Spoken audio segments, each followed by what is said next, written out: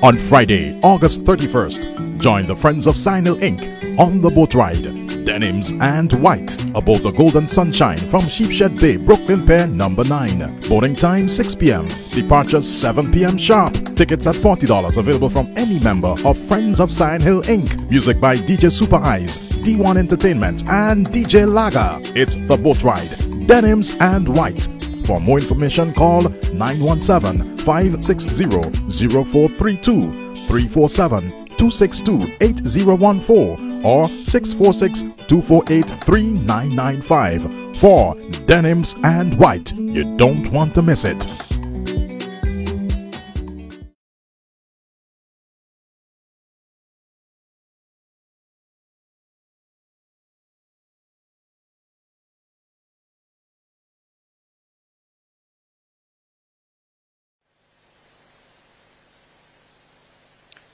Live from the Harvest Bible Chapel, Arnosville, Saint Vincent and the Grenadines, you are up late with Sion Marshall. This is our season finale. Welcome, ladies and gentlemen.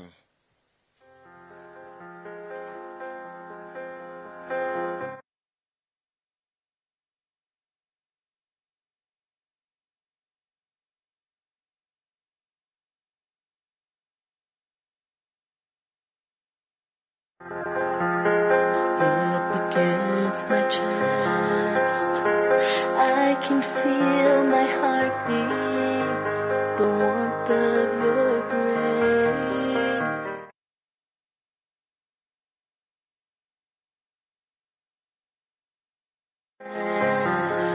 You made it disappear, show me how to fly again. It's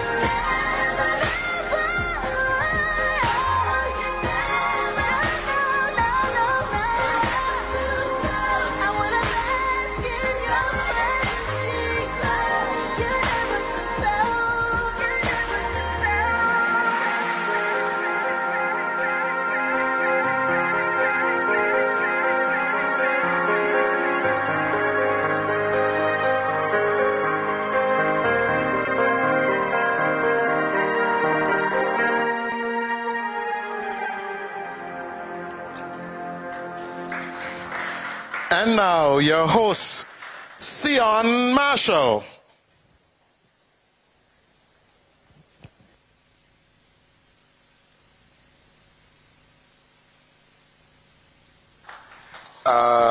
Good. What's happening here now? Right.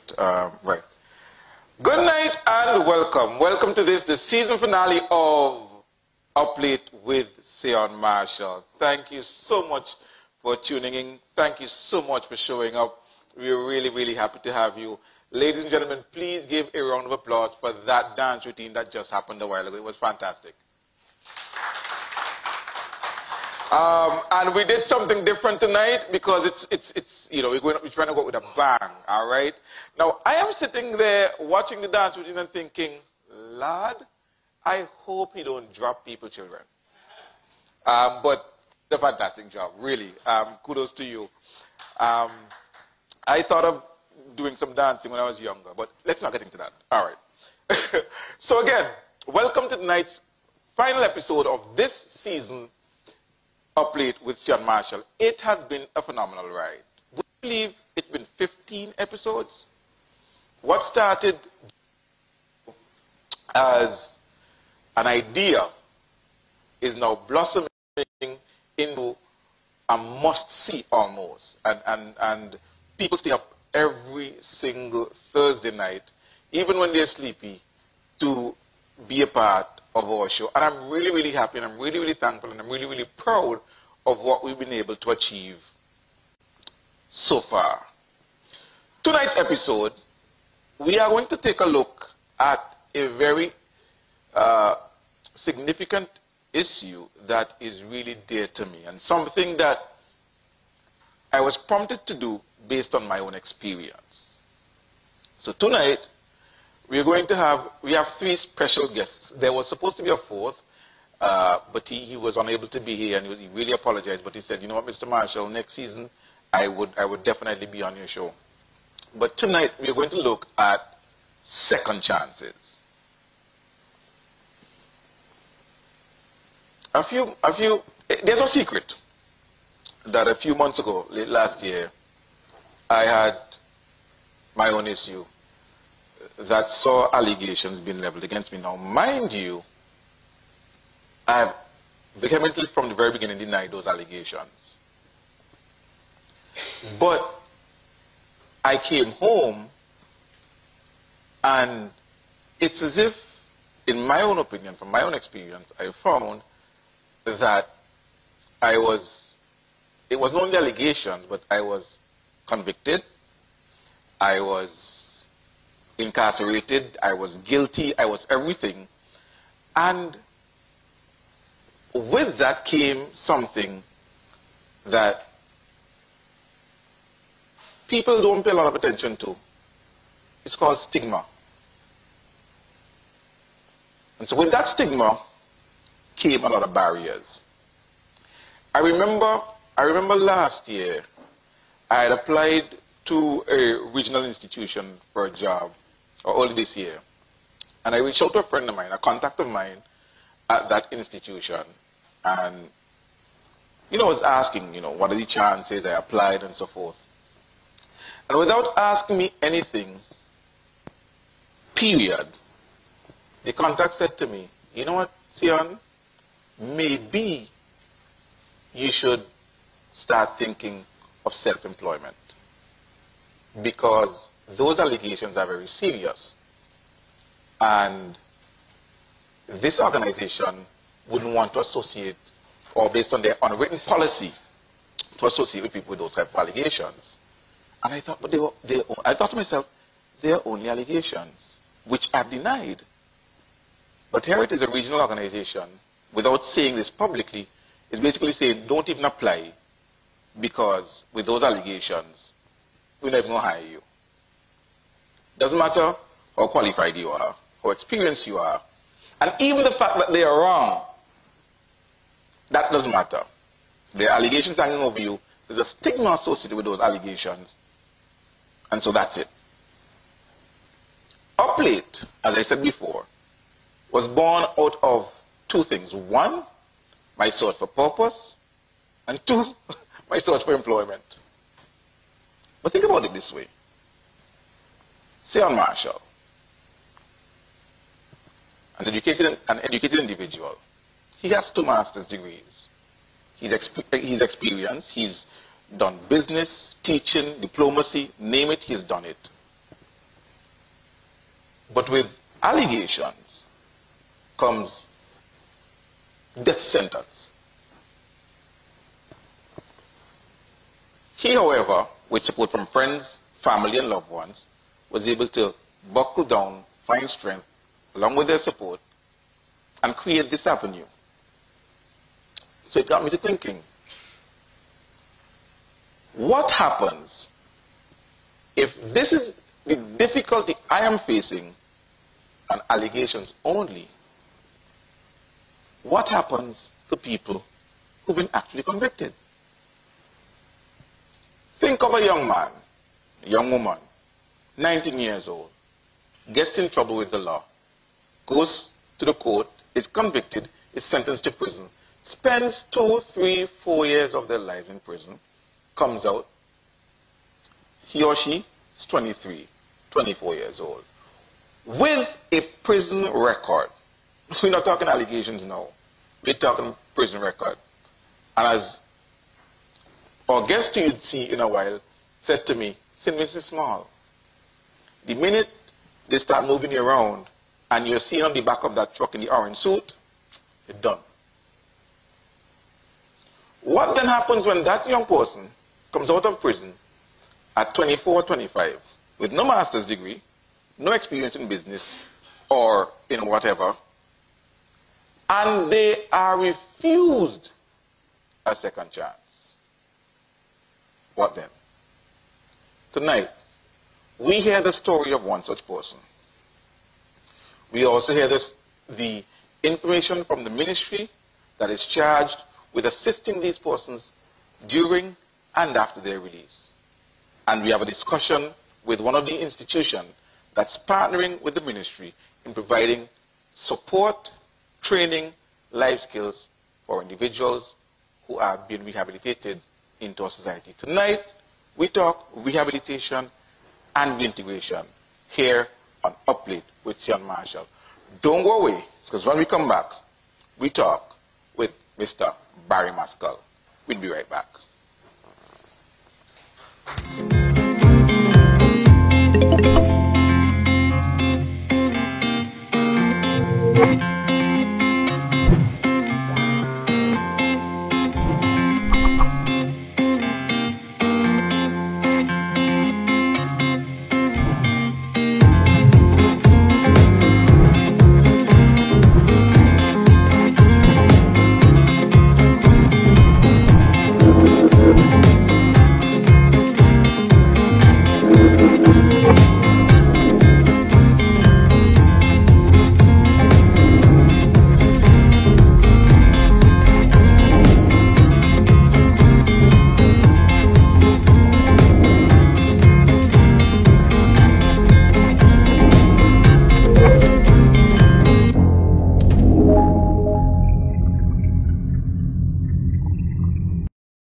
The future stars of Wendy's will showcase their talents in the 2018 West Indies Under-19 Cricket Tournament, August 3rd to August 30th in Saint Vincent and the Grenadines.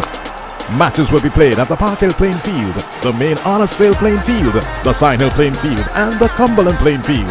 Who will be champions? Barbados, Guyana, Jamaica, the Leeward Islands, Trinidad and Tobago, Canada, or hosting the Windward Islands. It's the West Indies Under-19 Cricket Tournament, August 3rd to 30th. Come see the future stars of Wendy's.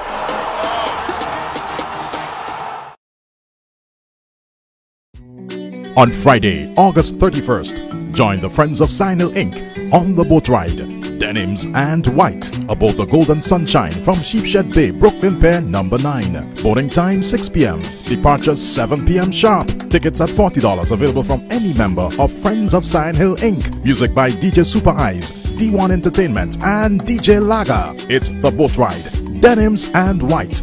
For more information, call 917-560-0432, 347-262-8014, or 646-248-3995 for Denims and White. You don't want to miss it.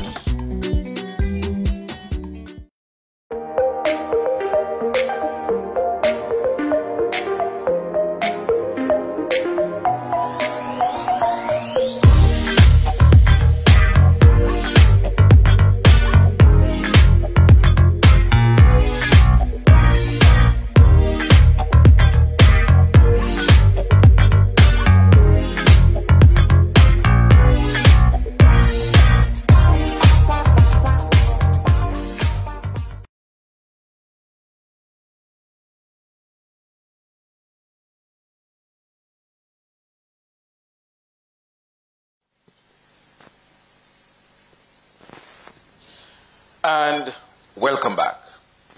As promised, here with me is a young man I know quite well. And as our discussion develops, you know how and why I know this young man. But please, let me welcome and help me welcome Mr. Barry Mascoll. Barry, good night. All right. And Barry referred to me as Mr. Marshall. Now everybody else calls me Sion on the show, you know. But that kind of gives you an insight into the history of Barry. Barry, how have you been? All right. Is Barry's mic on? Okay, all right, it's on. All right, great. You've been doing okay. You're quite grown from the little boy I taught years and years ago at St. Mary's RC. You were a student then in the common entrance class. Present boy. But what happened since St. Mary's, Barry? Well, since leaving St. Mary's, when going into secondary school, I started to get a bit of trouble. I used to hang around with particular crowds because of the fact when I just started secondary school, I used to be bullied a bit because of my complexion, my hair. So I used to like try and get a bad boy persona. Like people would know, like give me a look and that kind of stuff. Mm. Because of my company, essentially you become the company you keep, and I ended up going down a particular road that made me end up dropping out of school at only Form 2. So you dropped out of school at Form 2? Yes, sir. Now, how many secondary schools did you do? Because you dropped out in Form 2, that meant you spent 2 years in secondary school. Yes. But in that 2 years, you went to different secondary schools? Yes, I started off at, well, as you know, in St. Mary's, when I was in primary school, I was a well-rounded kid. I would study my books and everything. Right. But then going into secondary school, went into St. Martin's, the bullying started a bit, and that led me down that road. And when I left St. Martin's, I was forced to leave St. Martin's in Form 1. I went to Emmanuel. Mm-hmm. And then I started to pick back up in the book, but at the same time, I continued to follow that same road, seeking friends that like bad boy persona around me to get that kind of image. Mm. Yeah. Okay. So you essentially were thrown out of secondary school. Yeah. At what age was this? This was around 14. 14. Around 14, yeah.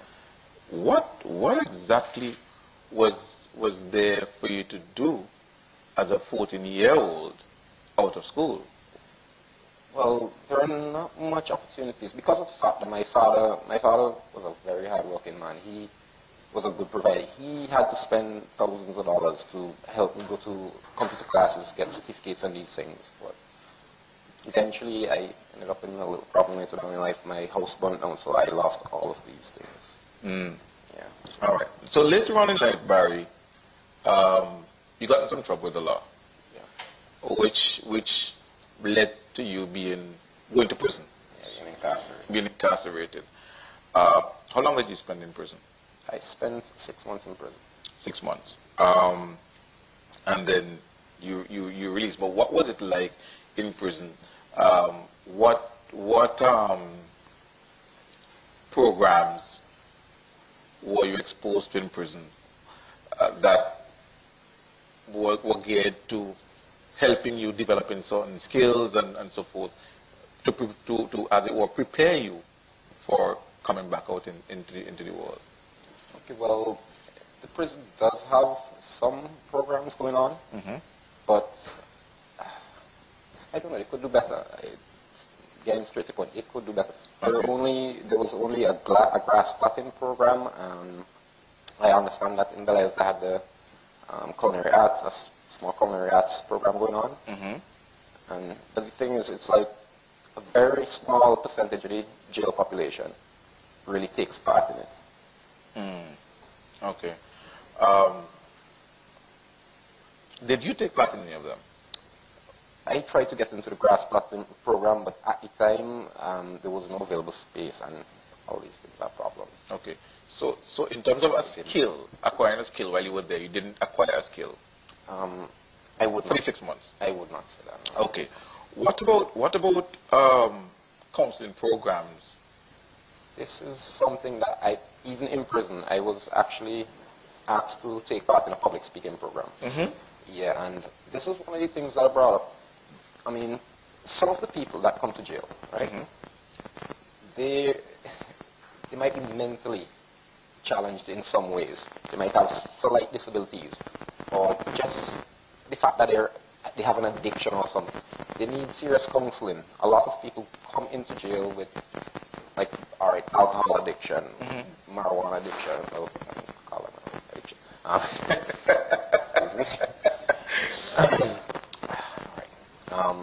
Like cocaine addictions. These things, people, if you take a person off the street, lock them up for theft, put them in a cage, leave them there for 6, 12, 8 months, and then put them back on the street, what do you expect? Why is the exact same thing they're going to do and come back to because going out, use, come back in again. But at least, as you said to me, there were programs that sort of try to get you into getting back into a walking, but also, as you said, public speaking, which is something that requires for you to do some research, some studying, some reading, and so forth. And maybe that all those were part of the programs that are supposed to help you, right? Because I would think that if you're arrested for a particular, you're sent to prison for a particular crime, then a part of the program has to be to adjust your behavior so that those things that you did that caused you to be in prison in the first place are changed so that the behavior doesn't repeat itself. Exactly. So it wouldn't be a recurrent behavior that would put you back in the same position. Right, that you just exactly, came out that you of. came out. Because as we talk about second chances and as we talk about people being allowed to get back into, as much as possible, a normal life in society, one of the things that people in society would want to be assured of is that this is not the same person who went into prison. So whatever happened while they were there, the person's behavior has changed, the person's attitude has changed, and importantly, the person has also been provided with some life skills and so forth. How long have you been out? It's about 8 months now I've been out of prison. Okay. And what has been happening in terms of support and assistance in the same areas, skills, behavior modification, counseling, support, follow-up, have you been provided with since out? Well, since coming out of prison, I have been taking part in a program. Currently, we're at the Community College Division of Technical and Vocational Education, and taking part in an electrical course that they're doing there. We're just finishing up the course, actually. And after this, I'm planning on doing more courses and trying to get further qualified, try to build back a little resume, qualifications to put into a resume to try and get a job. But at the same time, the stigma remains. So even if I get these qualifications, these certificates to say I'm capable of doing this, I would still have to be in a position that I have to try and be self-employed because the stigma is that, oh, that's a jailman. No matter how certified, how qualified you are, it's very unlikely that you would be given a job even though. You and I were chatting, Barry, about the difficulty, as you just described, of getting a job. Outside of the fact that, okay, yes, you went to prison, But you said something to me a couple of days ago when we were talking that it really struck home to me. And it had to do with the fact that Saint Vincent is small, and you move around, and you're dressed a particular way, right? Yeah. So you are almost an easy target. Very much so. St. Vincent's a very small island. The second you're on the back of a prison transport, I mean the kids first want to point out, "Dad, look at jail, man." And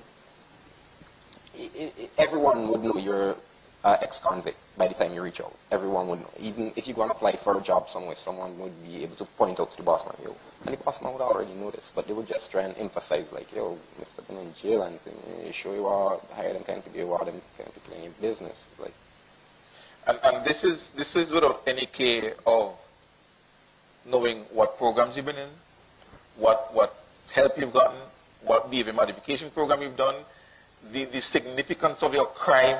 They don't care. They don't care. As long as you're considered to be a jail man, once you're ex-convict.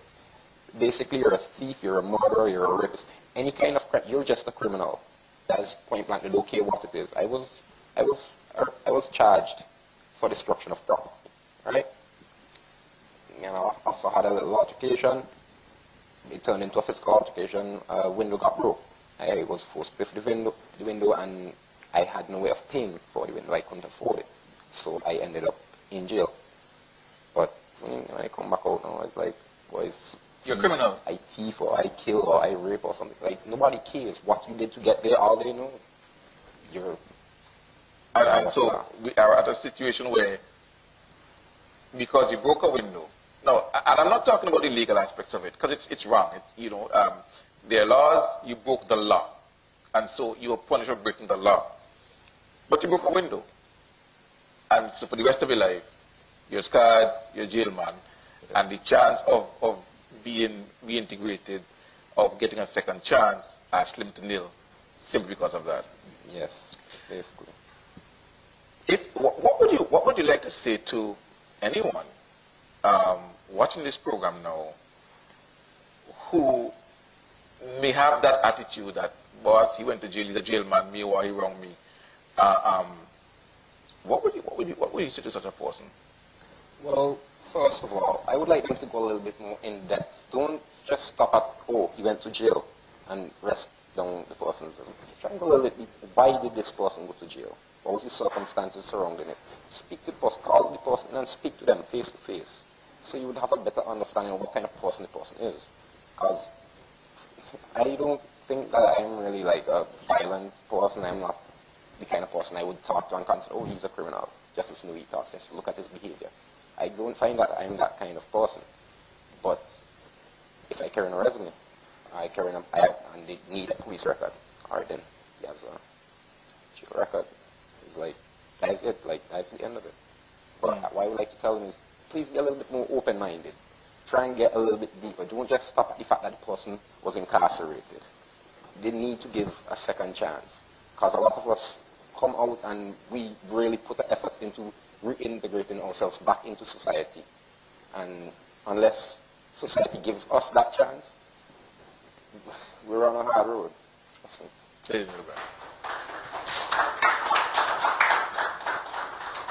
We're going to continue this conversation, but we'll take a quick break. When we come back, we'll be joined by the Assistant Coordinator, Director in the Gender Affairs Division. We'll continue chatting with Barry. Don't go away. We'll be right back.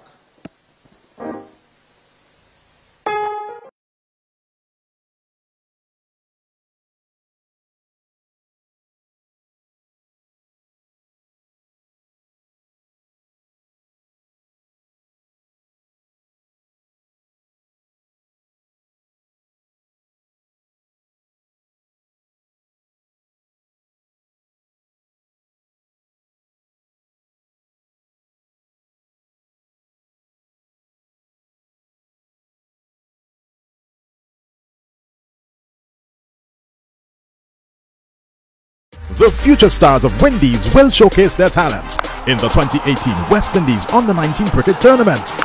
August 3rd to August 30th in Saint Vincent and the Grenadines. Matches will be played at the Park Hill playing field, the main Honestfield playing field, the Sign Hill playing field, and the Cumberland playing field. Who will be champions? Barbados, Guyana, Jamaica, the Leeward Islands, Trinidad and Tobago, Canada, or host team the Windward Islands. It's the West Indies Under-19 Cricket Tournament, August 3rd to 30th. Come see the future stars of Wendy's.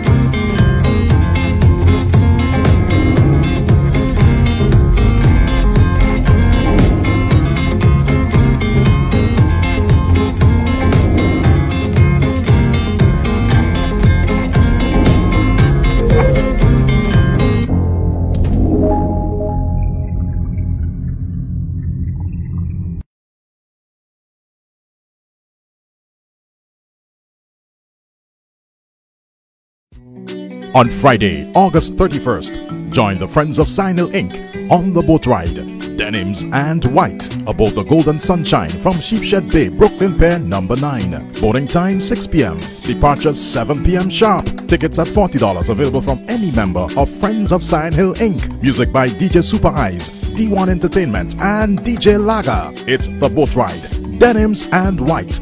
For more information, call 917-560-0432, 347-262-8014, or 646-248-3995. For Denims and White, you don't want to miss it.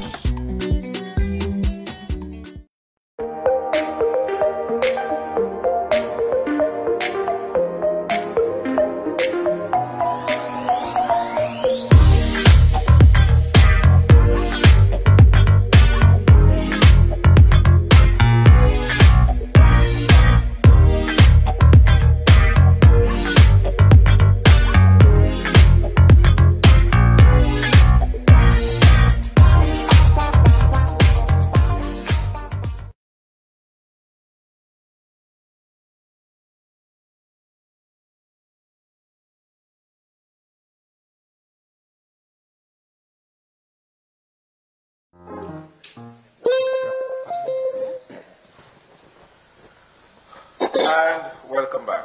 For some reason, I am having a bit of a difficulty with my stream. Where are we? Because my stream is now on my personal page as opposed to Uplate's page. I don't understand that. All right. We gotta fix that. Okay. All right. Anyway, welcome back, and thank you so much for sticking around with us on our show, Up Late with Sion Marshall. As promised, we have with us the Assistant or Deputy Coordinator. Assistant Coordinator. In the Gender Affairs Division, Mrs. Lafleur Quammie Harry. Lafleur, thank you so much for accepting our invitation to be here with us and staying up late with us tonight. You're welcome. All right. You listened to Barry as he spoke. Is it?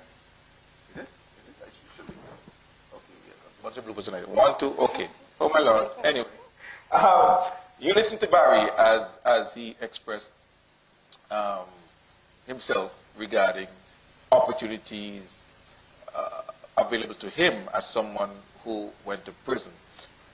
First of all, what is your connection or your department's connection with people like Barry who would have gone to prison while they're there and after they're released? Okay. Well, good night again. As you said, I'm the Assistant Coordinator in the Gender Affairs Division, which is a division within the Ministry of National Mobilization, Social Development, that's also responsible for the family, gender, persons with disabilities, community and cooperative development, and youth affairs. And our mandate within the Ministry of National Mobilization is to socially empower the disadvantaged and vulnerable populations in the country. So Barry, he was pulled into our program within the Gender Affairs Division in the month of June, I think, because he was referred to us from the Accounts Division, because after he was released from incarceration in February, I think, February, he sought assistance, financial assistance from us. And within the Gender Affairs Division, we have been implementing a program with effect from 2017. It's called Positive Reinforcement Program for the Rehabilitable. We call it PRPR, whereby we target persons within the prison system who are serving 1 year or less or due to be released, so that we can be able to assist with rehabilitation within the prison system and also reintegration. So bearing in mind that we are implementing that program, he was referred to us so that we can do the proper assessment. And we did a home visit at Barry's home, unannounced, because we couldn't get onto it, but we had some knowledge of where he lived. And it was in the Edinburgh area, and we did our research, we called around, and we paid a visit to his home. And we were able to conduct a profile, collect a profile of Barry and his environment and his social and living conditions.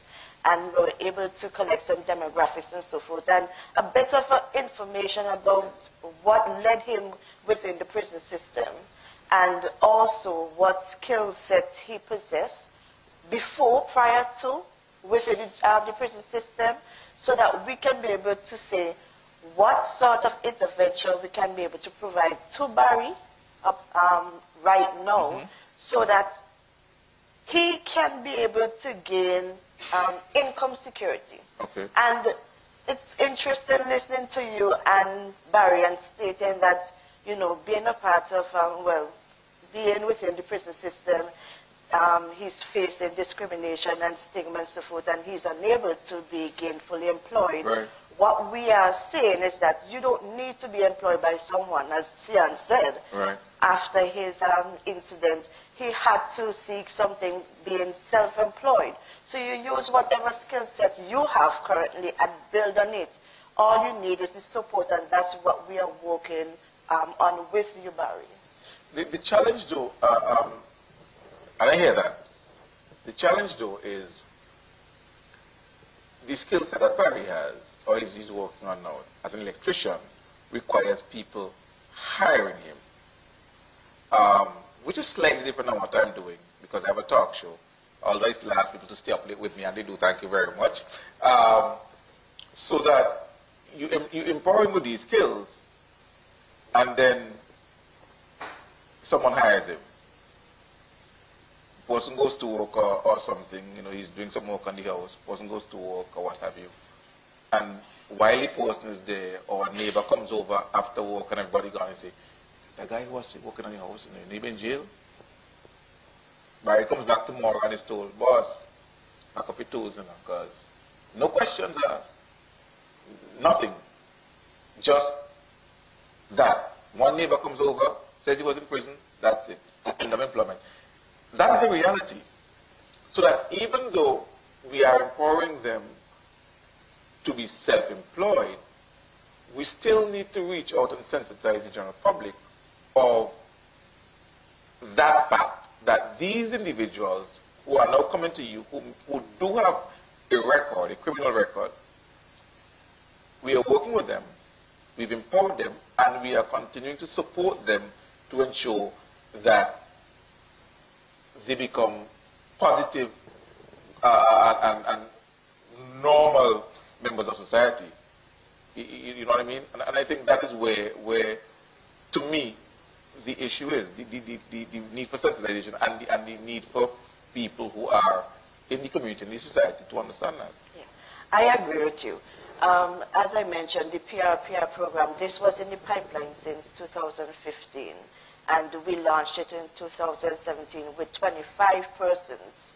that those inmates, they range from crimes or criminal offenses from rape to theft to attempted murder and so forth. And we started from them within. We did a 10-week parenting program with them, and they graduated from that. We started the counseling program, but we had a little hiccup because we couldn't see the continuity, because some of these inmates, their sentences were cut short than we had anticipated because of maybe appeal and so forth. So they were released. But prior to us going to them, we had also went out and did home visits because we got a better sense of, where they came from.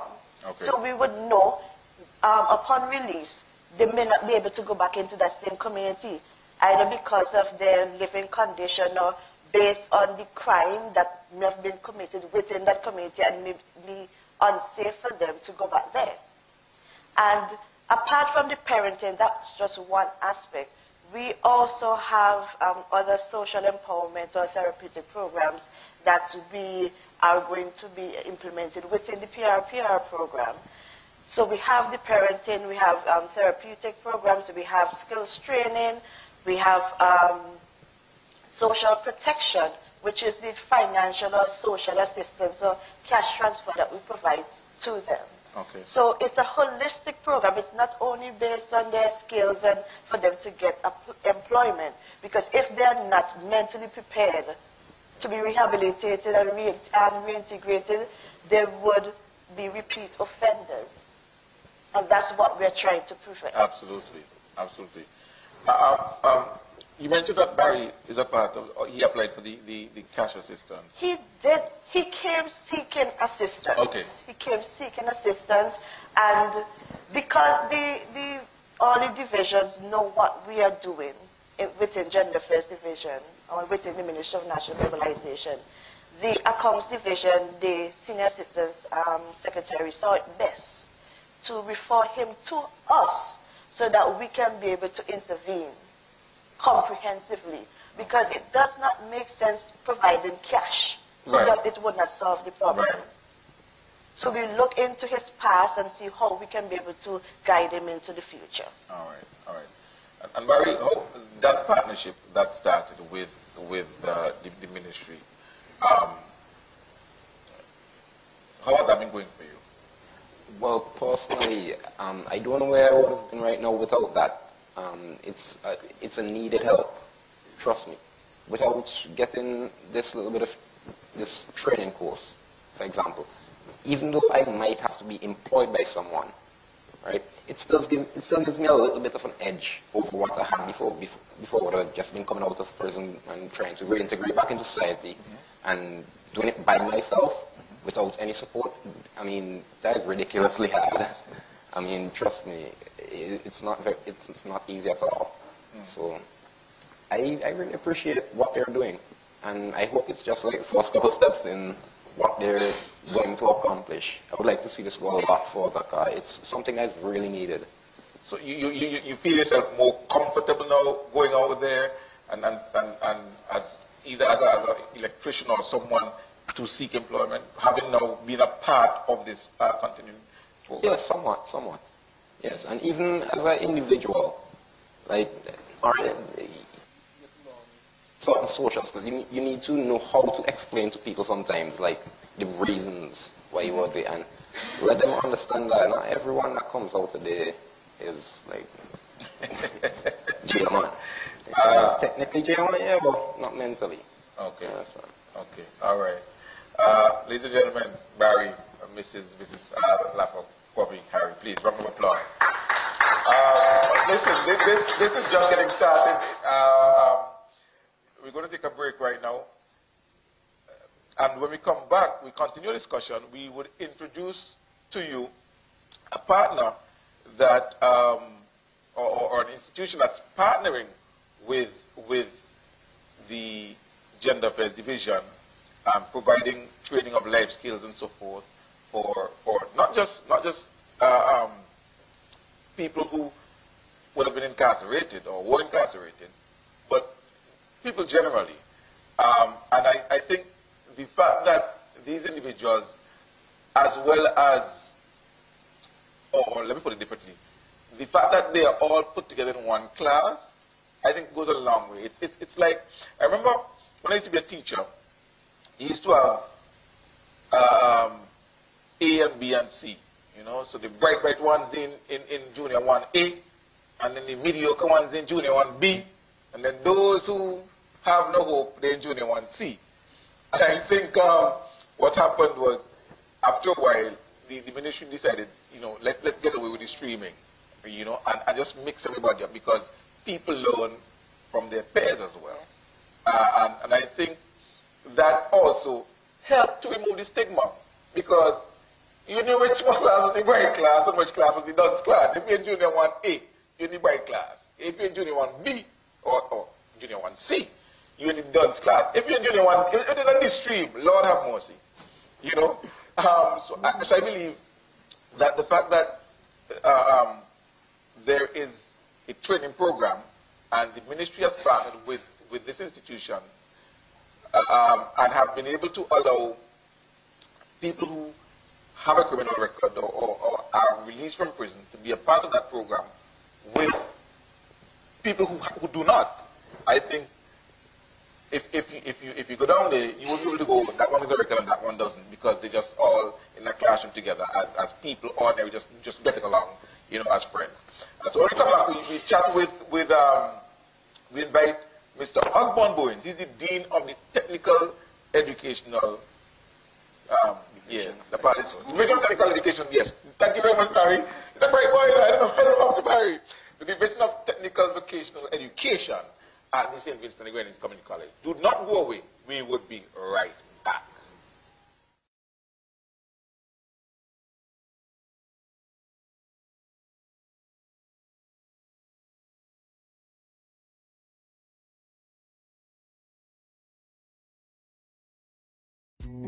On Friday, August 31st, join the Friends of Signal Inc. on the boat ride, Denims and White, aboard the Golden Sunshine from Sheepshead Bay, Brooklyn Pier number 9. Boarding time 6 p.m. Departure 7 p.m. sharp. Tickets at $40 available from any member of Friends of Sign Hill Inc. Music by DJ Super Eyes, D1 Entertainment and DJ Laga. It's the boat ride, Denims and White.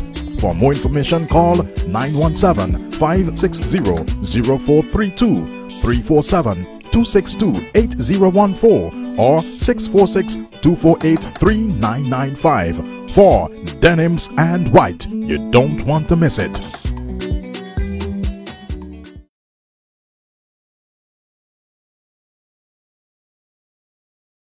The future stars of Wendy's will showcase their talents in the 2018 West Indies Under-19 Cricket Tournament, August 3rd to August 30th in Saint Vincent and the Grenadines. Matches will be played at the Park Hill Playing Field, the main Arnesville Playing Field, the Sign Hill Playing Field, and the Cumberland Playing Field. Who will be champions? Barbados, Guyana, Jamaica, the Leeward Islands, Trinidad and Tobago, Canada, or host team the Windward Islands. It's the West Indies Under-19 Cricket Tournament, August 3rd to 30th. Come see the future stars of Wendy's.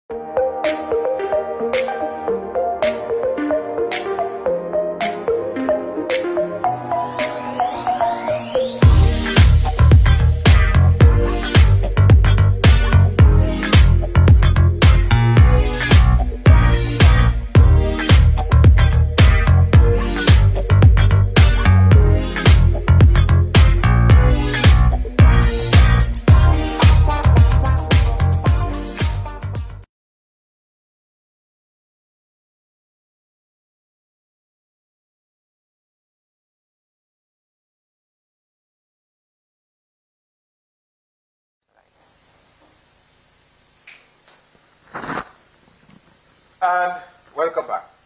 Let me make sure because I was trying to... Okay, right. We are. All right. So this week in the edition of Searchlight newspaper, this week, tomorrow, top 3 outstanding CSEC performers of SBG named. There's a guy who got 15 ones. Like, seriously? Boy, we get some subjects nowadays, we break. This guy got 15. Who are those people? 15, all right? Police to take firm action come next Tuesday. No one will be spared, says Inspector. I'm not sure what that's about, but if you want to know, check out the Searchlight newspaper. It's already available on newsstands. Also, SPG under 14 male footballers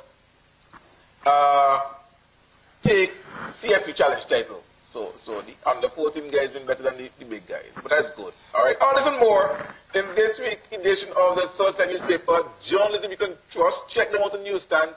And you see the ad about the app on the website and so on. So, check it out. If you are real journalism, Searchlight newspaper. Also, I didn't do this, and I must apologize, but Club Saint Vincent Inc., they're having their massive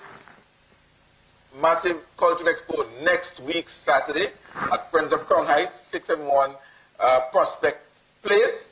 We know where that is. That's Friends of Crown Heights, so check that out.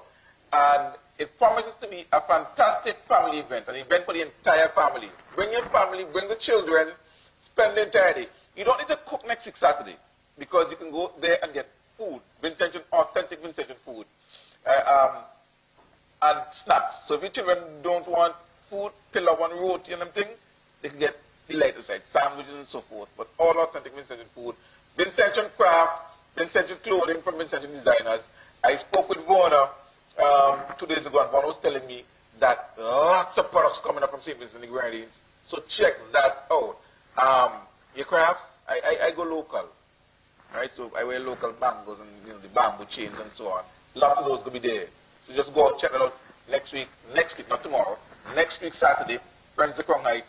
It's from 12 to 9, and the contribution, because you really can't pay for something like that. $7 children, $12 adults, from 12 to 9, check it out. Lots of entertainment, Scorcher, right? Dennis Bowman.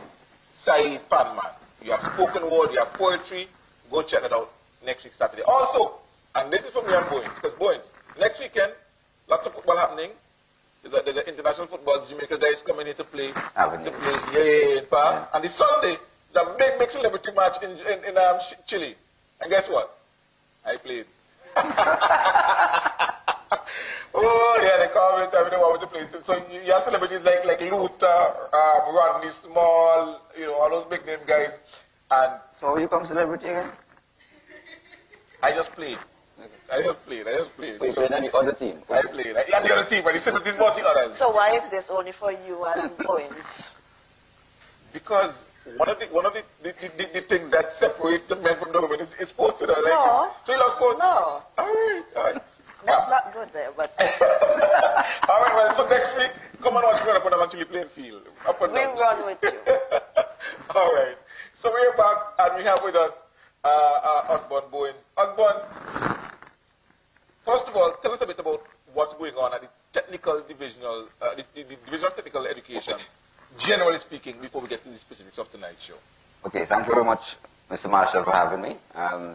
As you asked, the Division of Technical and Vocational Education of the Saint Vincent and Grenadines Community College, what was then the Technical College, since 1970, 1971, was an institution that offered basically skills training to all of Saint Vincent and Grenadines. Right.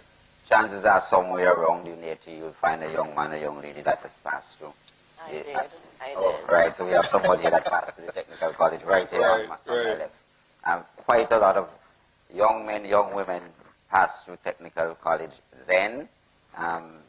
Back then, in 1970s, 80s, we offered mostly evening programs where people came and got themselves developed and advanced and moved into job placement. Since the amalgamation of the Saint Vincent and Grenadines Community College, we have become the Division of Technical and Vocational Education, but we still pride ourselves on the mandate that we have a responsibility to offer skills training to any individual in Saint Vincent and Grenadines, regardless of the type of skill that you desire to learn, that we have the responsibility to ensure that you acquire that skill and you can become a productive citizen of Saint Vincent and Grenadines. Since then, we have expanded to not just the students who come to us, but we have a responsibility to reach out to organizations, individuals, civil society groups, to find out who are the people that require these sorts of interventions, and we make sure that we do what we ought to do to make them more productive and make them viable for St. Vincent and Grenadines. All right. So that's technical. Now, and I'm glad you make that point, boys, because technical has come a very long way. Back in the day, technical training was really for the junior 5B and C kind of students. Yeah. Right? Exactly. Those who, when we had the school even type of system, so those who went to senior 1 and senior 2, those who couldn't do very well academically, we send them to learn a trade. So they ended up at technical. But over the last couple of years, the Division of Technical Education, and I'm not talking recently, I'm talking about maybe the last 10 years or so, has really seen a high demand of not just the type of students who may only possess the minimum or not even the minimum matriculation requirements, but also children who've excelled at CSEC and O-level, CSEC and CXC Cape or whatever it is, I'm not sure. Well, you're quite correct, sir. I mean, within the 4 divisions of the Saint Vincent and Grenadines Community College, the technical division has seen the most significant in terms of how its numbers have doubled and quadrupled. What we have had, as a matter of fact, where people used to apply with 3 and 4 subjects, we have people applying with 8, 9, and 10 subjects to the technical division of the college. So that's an indication that the programs at the technical division are indeed in demand, and people are now recognizing that skills have become the new currency of the 21st century, and that with a skill you really can move far, make a contribution to life and living and productivity in St. Vincent and Grenadines. With a skill, I usually say you retire when you want to retire, right, as long as you have a skill. And people with skills are normally more, they stay within their communities, build their communities, they provide for the families. We find that the research shows that even when they migrate and move away far from their families or society, they are the ones who tend to provide a lot of support for the families regardless of how far they move from. So skilled people are normally the kinds of people that you really want to invest in. And the truth is, with the expansion and the explosion in technology, you're going to require more and more people with advanced science that is going to back the sort of skills that they have. Okay. So really, that explains why we have had that sort of explosion in the number of persons who are attempting to have a technical vocational education. All right. Now, since I've given you such an extensive infomercial on the show, you can expect my invoice. Right, sure. All right. All right. Now, for this summer, you're partnering with, well, you're offering a program currently at the college, and I was there at the opening. Yeah. But you have partnered with the Department of the Gender Affairs Department Division to allow for individuals that they're working with who have been a part of the prison system who are now out to be trained in certain skills.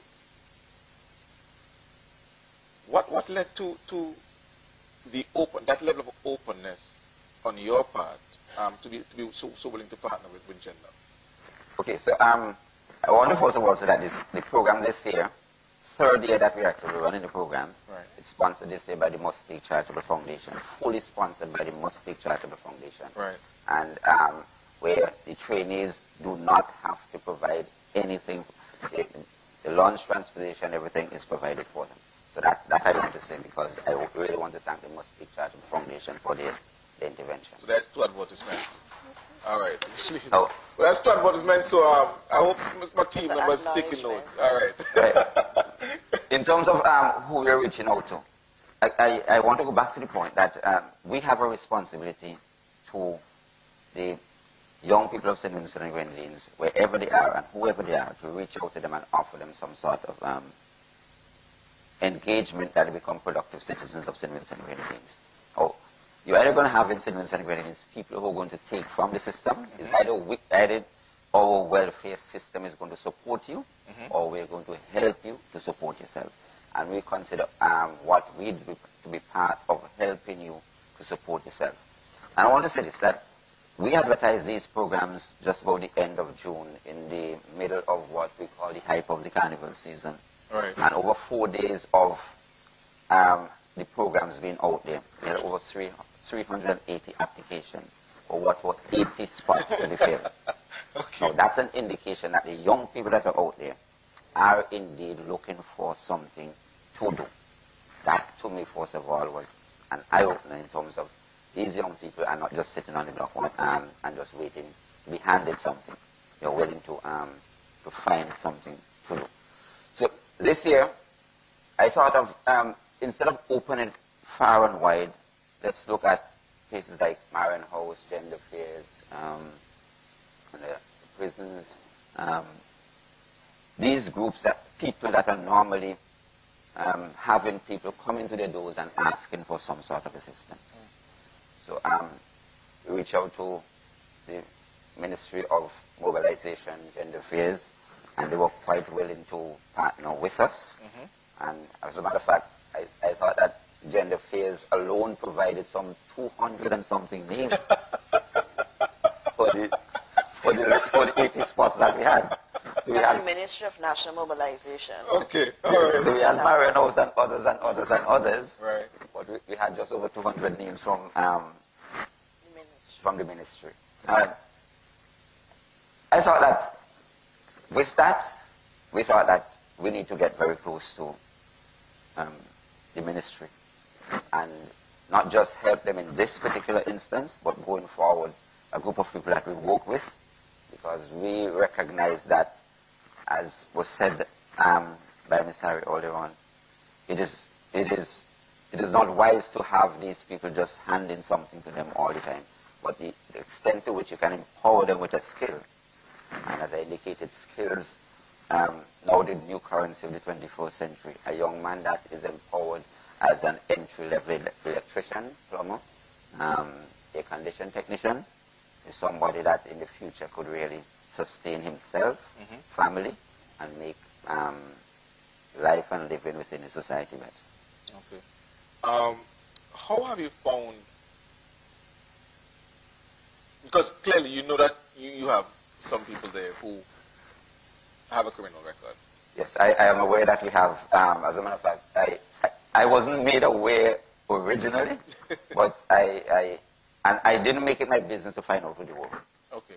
I knew they were there, and I just, I didn't make a big hurry up to let anybody else on the compound know that we have these people there, so that they will be treated as equally as anybody else. And how has that been working out? Which is for me key. It has been an excellent relationship. I am not even sure that half of the people on the compound know who these people are. I have an idea of who some of them are. I know about 3 or 4 of them. And I know one in the food prep program as an excellent young man that is doing quite well. I know a young lady in the plumbing program. That one is also quite engaged. And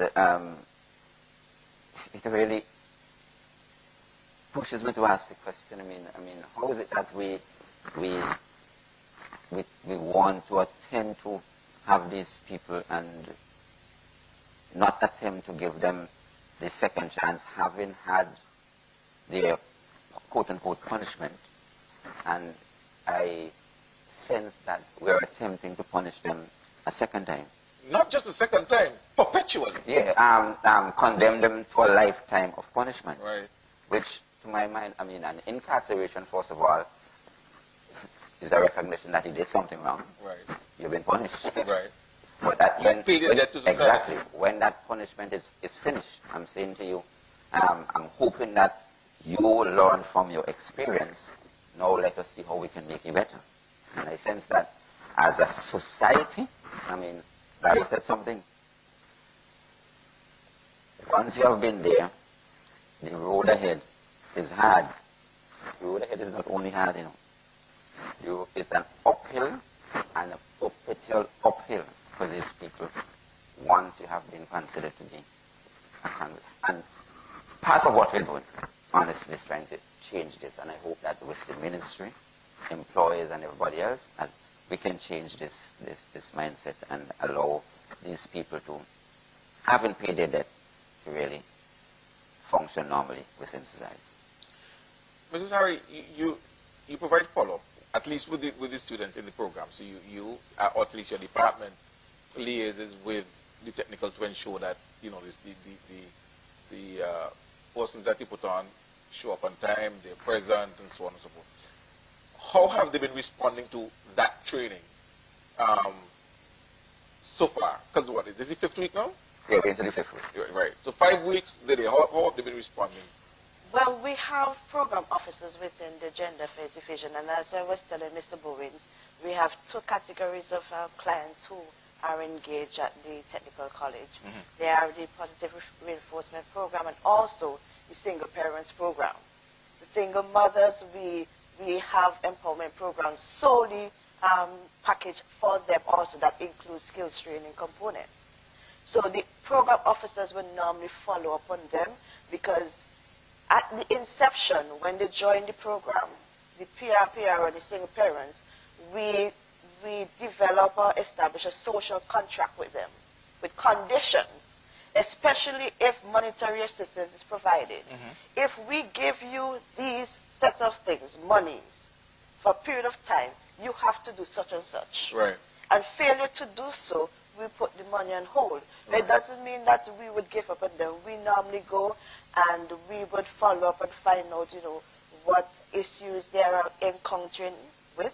Because especially for the former inmates, they would be most at risk for reoffending because of the stigma and discrimination, and the fact that they are, and the males, they are oftentimes pressured to be able to finance themselves and their families. So therefore, they normally look for the quick wins. They need the money now and then. No. Right. So even if you refer them to a training program, they need the money now. So we normally have to go and sit down with them and tell them that this is a step towards you getting your money, having your financial security or income, right, to be able to take care of yourself and your family, not only for now, but going to the future. So it has been going well. They are looking forward to be placed on the attachment, and Mr. Bowens and we spoke about it a while ago, right, because this is a way of empowering them and ensuring that they can be future role models for other persons who are coming out of the prison. Okay, all right. Yeah, if I may just add, in terms of their attendance, I have found the attendance of these, the few that I know to have been exceptional. Well, you might say that the transportation is probably a motivating factor, because you attend 5 days a week and you get paid for the 5 days a week. Your transportation refunded for the 5 days a week. Right. So if you miss a day, you don't get the transportation. But I don't want to think that is the real motivating factor. Not necessarily, because Yeah. they eventually spend the money anyway. Yeah. That's the reimbursement. So, Right. you know, if they don't want to come, the fact that you're going to give them back the money that they spend is not going to tell them to come. So it shows from where I sit. Commitment. Yeah. They're quite committed to the program, and they're quite engaged, as I said, producing quality work, and I hope that they will be recognized for it at the end of the day. And recognized meaning that society and the people that we are going to send them to will recognize that these are people that we can invest in and continue to support so that they get the chance. Permit me to say, right? Please. we have a culture in Saint Vincent Grenadines where it's very punitive in nature. Right. Because I'm heavily involved also in the juvenile justice reform, whereby we want to give second chances to children who would have fallen in conflict with the law. Right. So we speak about diversion, rehabilitation, and reintegration. So with juvenile justice reform and the positive reinforcement program, we have to be heavily engaged in terms of community sensitization. Because in order for them to be reintegrated back into society, back into the same communities where they have so much of peer pressure and, you know, things that may pull them back into their old ways and so forth, we have to go out and engage with these communities and tell them that they need to be supportive of these persons, give them a second chance. It was earlier this year, last year, I believe, that we had this young man on the program. He went to grammar school, he reached as far as to Form 5, but he was engaged in fighting and he was suspended and then expelled. He did not continue his education and he went into a life of crime. While being incarcerated, he did his CCLSC, he passed it, and I think he got Maths and English at CXC level, and he really wanted to change. Upon release, I engaged him into the YES program. We got approval for it, but I couldn't find any placement to employ him. No one was willing to take him, especially if you disclose the fact that he's a former inmate. And the thing is, with dealing with prisoners or former inmates, you have to be able to be there for them at the first 3 months per se after release. Otherwise, you lose them. When I eventually got a placement, I couldn't find him. So when you see that they are confined within the prison system, you could get them to do anything you want, because that's what they are there for. But they need to get the support as soon after to be able to steer them into the right direction. Otherwise, you lose them. You know, that is critical. I got some staggering information that suggests repeat offenders are about between 65 and 70%. Yes. I mean, 65 to 70% of the people who come out of prison are likely to go right back in. And unfortunately, our society is partially and maybe significantly the reason for that, because we deprive them of a second chance. And you know, we love to call ourselves a Christian society. Christianity talks about forgiveness, 70 times 7. Anyway, I'm not even going to get into that. I'm not even going to get into that. But I'm really happy that the technical division is on board with the ministry in providing these life skills for former inmates. And even the term sounds you know what I mean? If I may just say quickly, one of the things that they're supposed to go out on a 2-week attachment. Right. And as the college, as I said to Ms. Harry, we normally send our full-time students out on an attachment. Right. We have them for 2 years, so we kind of know who they are. I was struggling with the thought of knowing who we are dealing with in terms of a society and employers, knowing who we are dealing with, how it might impact the college's relationship with. And should I say to people, I'm sending you a former inmate?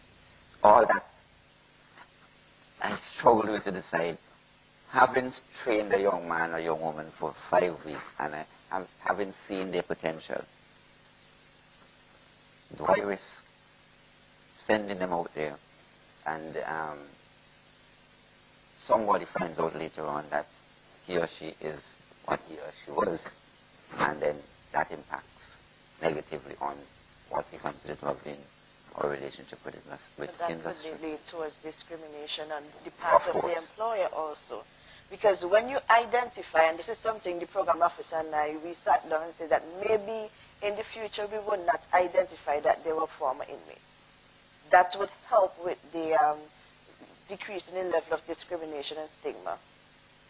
just refer them as a client of gender-based division, because the program does not ask about your criminal record. But you know that raises something that Barry raised, and you remember Mrs. Harry, that when we spoke on the phone and you expressed the need as well for discretion because of the clients, and I said to you, but we live in a society where, as Barry pointed out, it's small and people don't know, and so non-disclosure in the inception can be seen as deception later on and be grounds for dismissal. So where do we go? We say, let's keep it quiet that they're former inmates and they have a record. But 2 months down the road, somebody says something and the boss goes, "Boss, you're in jail, so why didn't tell me that? Why wasn't I informed?" Well, you're fired because you did not disclose that in the beginning. But that's if the information is requested in the form in the beginning. But you know things are in the right? I understand, but we have to be able to provide for everyone, because there are some persons who they may have been charged and nobody knew that they were in prison and so forth. And they went and lived good lives and so forth. So why discriminate? And I'm all for you. Yes. I don't think there should be. Yes. Especially when an effort is being made. Yes. You know, the person comes out, they're part of a program, they're doing skills training, counseling, there's follow-up. I mean, what would it take from you to give that person a chance? Just let me say something as well, because I heard a story tonight. You know, I met Barry before, but I heard, Barry went to prison for breaking a window. Yes. Yes. Petty crime. Went to prison for breaking a window. That's the point. And then, but he's perpetually punished for breaking a window. Something has got to be wrong with that. I mean, he didn't hold anybody at gunpoint. He didn't. I don't know. We have to consider. I know crime. Maybe crime is crime. He broke the law. Crime is crime, but there are levels of crime. Exactly. That's why there are levels of punishment. So therefore, I mean, is it reasonable to say that we consider that we give an indication of, I mean, here is somebody who was punished, his crime was considered petty crime, and therefore that person probably has an easier path to, I don't know. But we can't lump them all together. That's the point I'm making. We can't lump them all together. We shouldn't lump them all together. We should not. Let me take the final break. This is a really good chat. When we come back, we finish up with Mr. Bowens and Mrs. Harry. And also, we round up the program. You're going to hear from Christian Mark as well tonight. He's going to perform live for us. He was off a couple of shows, but he's back and he's going to perform live for us at the end of the show. But this is Up with Sean Marshall. Thank you so much for sticking around. Don't go away. We're going to be right back.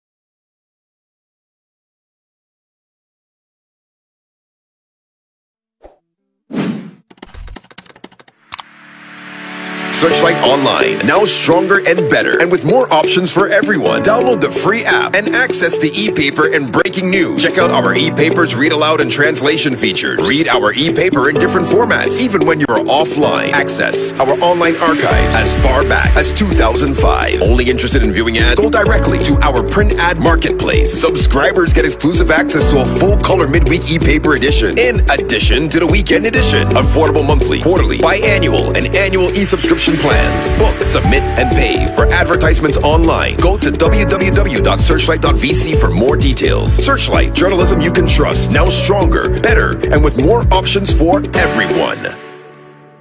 The future stars of Wendy's will showcase their talents in the 2018 West Indies Under-19 Cricket Tournament, August 3rd to August 30th in Saint Vincent and the Grenadines.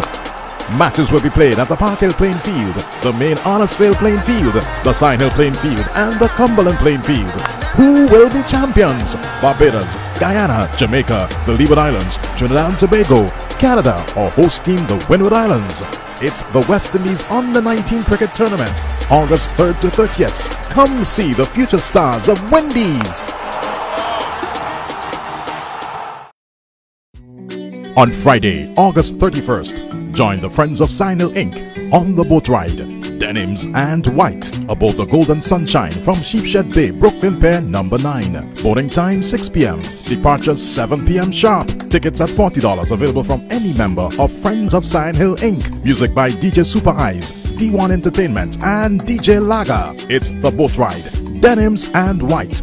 For more information, call 917-560-0432, 347-262-8014 or 646-248-3995. For Denims and White, you don't want to miss it.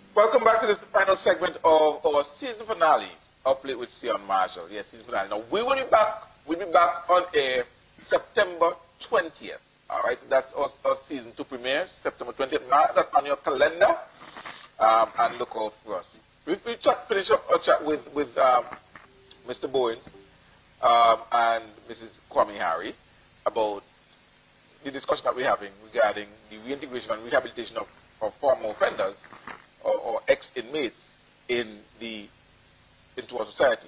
So we're going to have some final comments before we go. But does the college and the ministry intend to continue this relationship beyond this year? So as I said, we are a training institution. Right. And we are willing, we are open to anybody where the need exists for training to happen. That's what we do. And as I indicated, based on the numbers that I'm seeing from the ministry, based on the 200 they sent me, I see the need to continue a relationship on a long term so that we can work on this list and at least everybody who is there would have an opportunity to be trained maybe over the shorter term. Okay. Well, the Ministry of National Mobilization in performing our mandate, we usually collaborate with the Ministry of Education in their technical or training programs. We normally engage them in the annual program.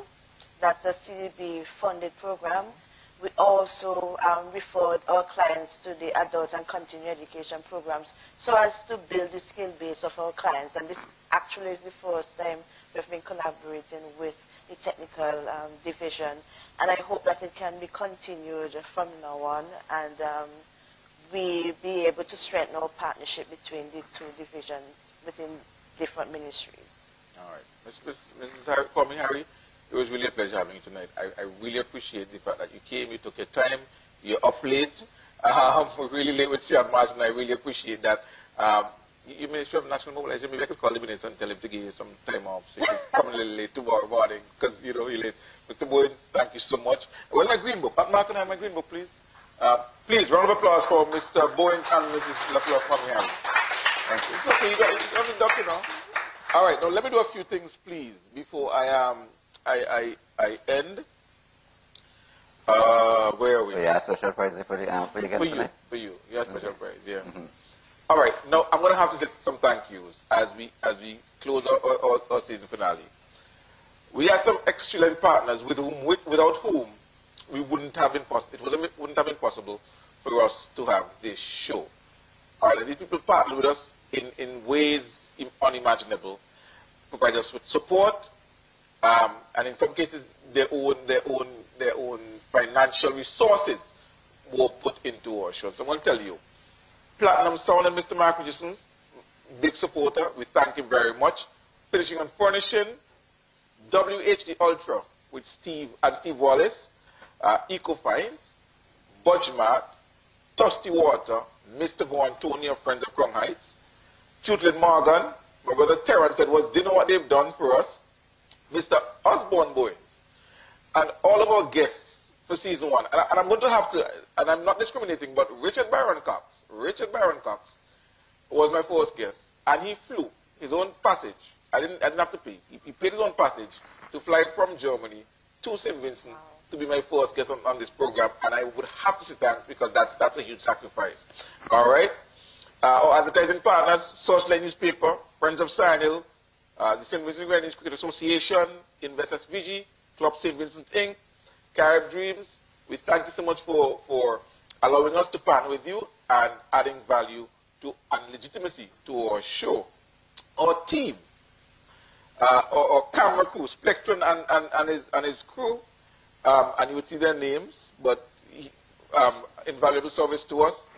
Our backstage crew, Vince, who is just fantastic, and you wouldn't see him because he's yay high, but Vince, and Truth, our technician, Atma, Simisha, who's there with us, Christian Mark, who provided live music for us a number of times, my daughter Sarah, who provided photography. She takes amazing photos. All right. Gary Young, thank you guys so much for being a part of our team, and also people like Damon McTay, Anthony Denny, and others who did different things for us during the season.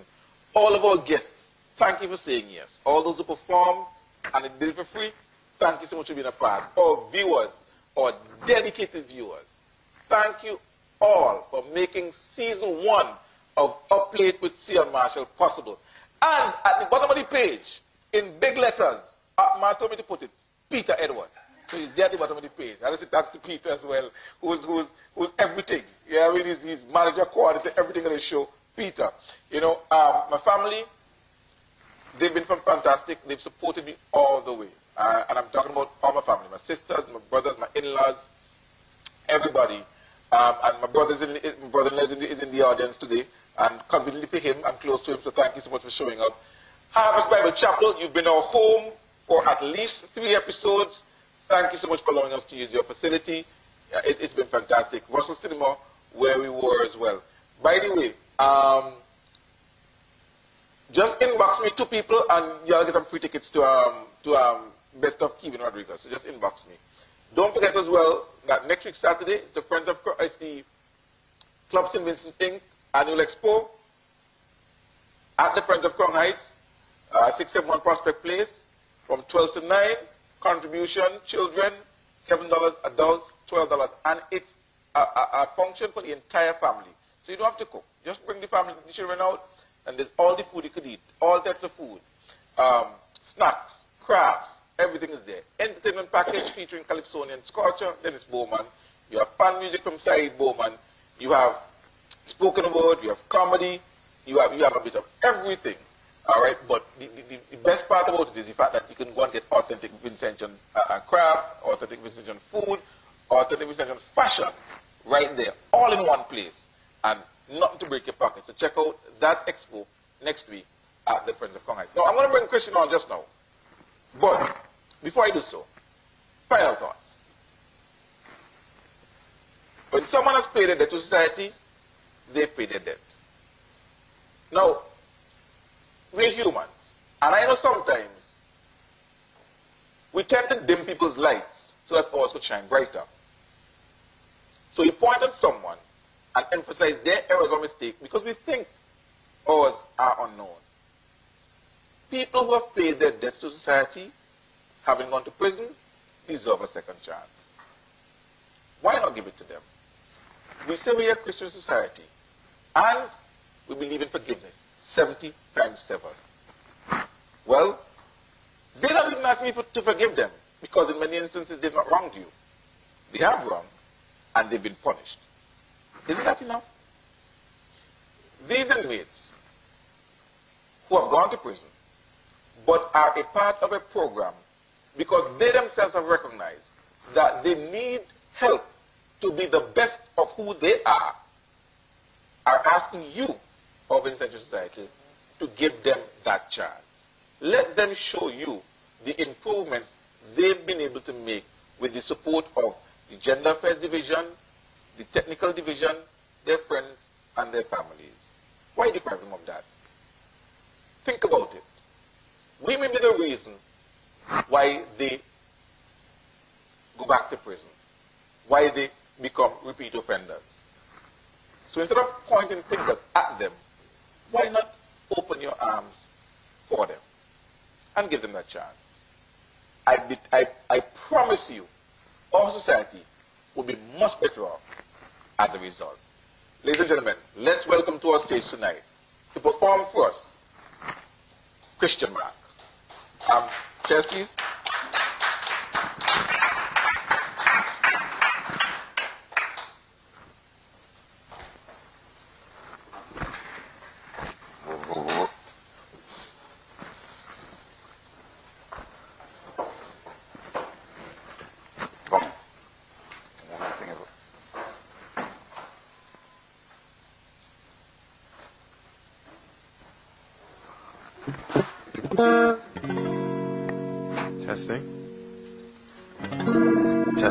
Testing, all right.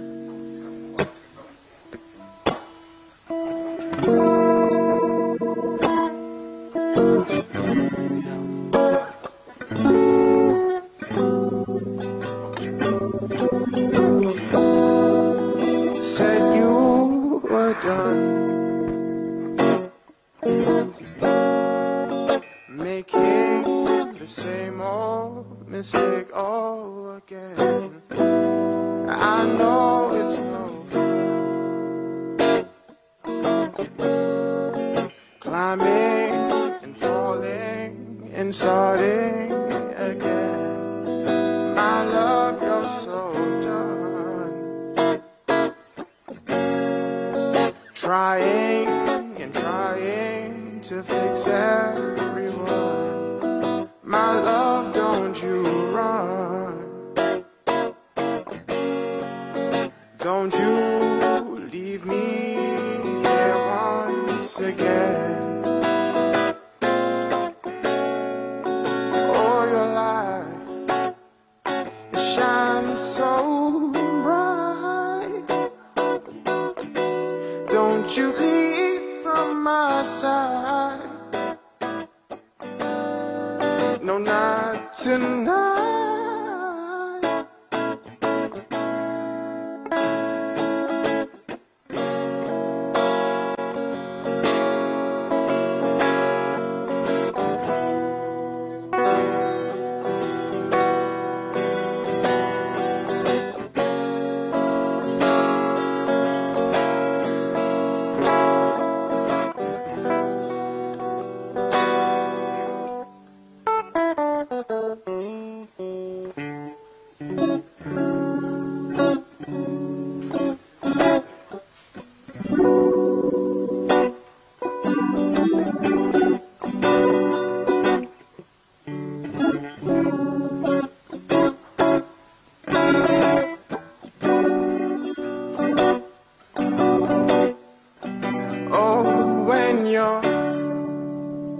Down and out, and you're on the street. An evening setting in so hard.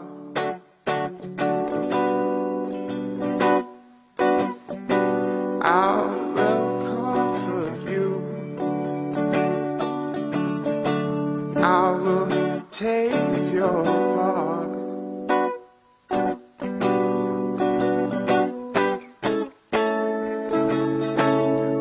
Darkness is setting in, and pain is all around. Like a bridge over tough water,